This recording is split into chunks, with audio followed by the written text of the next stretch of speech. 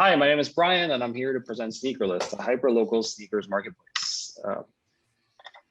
The sneaker resale market has been growing very quickly. And if you look at the landscape, there are two different types of platforms that users can use to buy and sell sneakers in the aftermarket. Sneaker dedicated platforms like StockX, Stadium Goods, and Goat, as well as communities and marketplaces that are not dedicated for sneaker selling, solely dedicated for sneaker selling, but if used the right way, can help people save money, time, and also form relationships with others.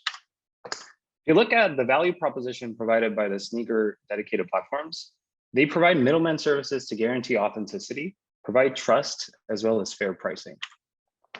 However, what they do not solve for is the following: trust in direct P2P transactions, which continues to be a really important driver in this market, as well as a reliable community of knowledge and content so that you can share it with like-minded folks.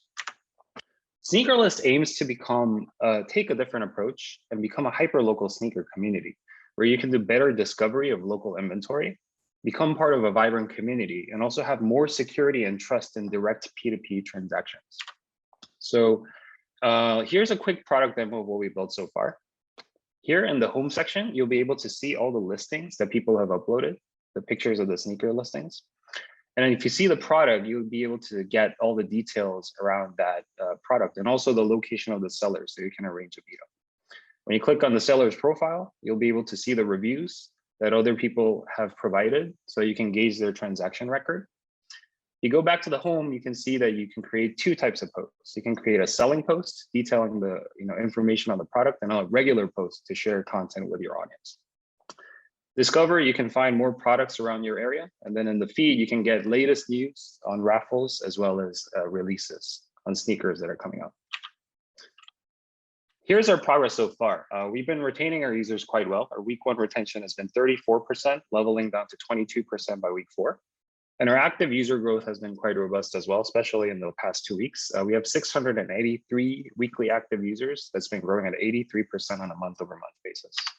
The team is myself. We have Gun Kim as the lead software engineer and John Cheng as the lead UI UX engineer. Thanks for your time. Please contact me if you're interested in checking out our platform or if you want to buy and sell sneakers locally. Thank you. Cool. Thanks for sharing. Yeah.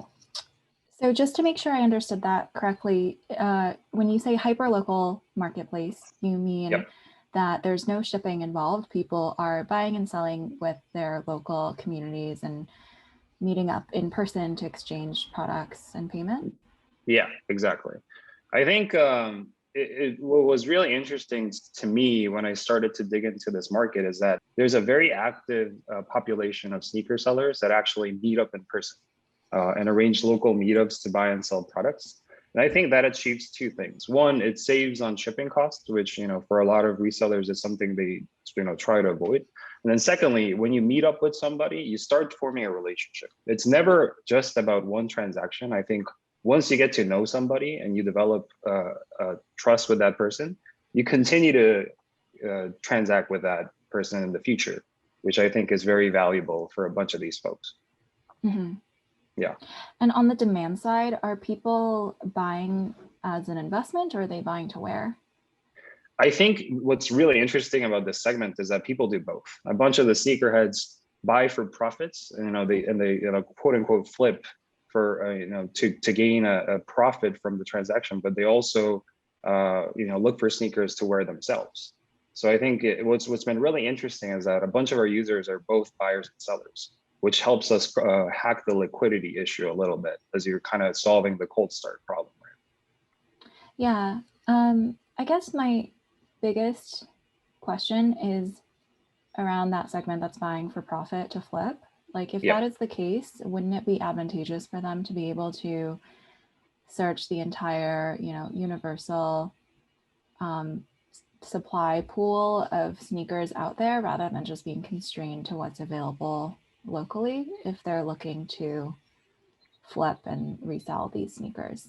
I understand that for people who are looking to wear, it could be advantageous to buy locally. You could see the item, try it on, whatever. But for folks who are really looking for the lowest possible price on a specific pair of sneakers, doesn't being local isn't that a disadvantage for you? Yeah, I think that a bunch of these folks, number one, try to look into different platforms. So if given the option of like filtering through local inventory in a very easy way. They wouldn't be opposed to checking out multiple platforms at the same time. So if you go through the order of operations, I would say that number one, everyone would prefer to buy things at retail, right? Go to Nike and cop it very quickly and buy it at retail, but that is impossible because inventory is very limited.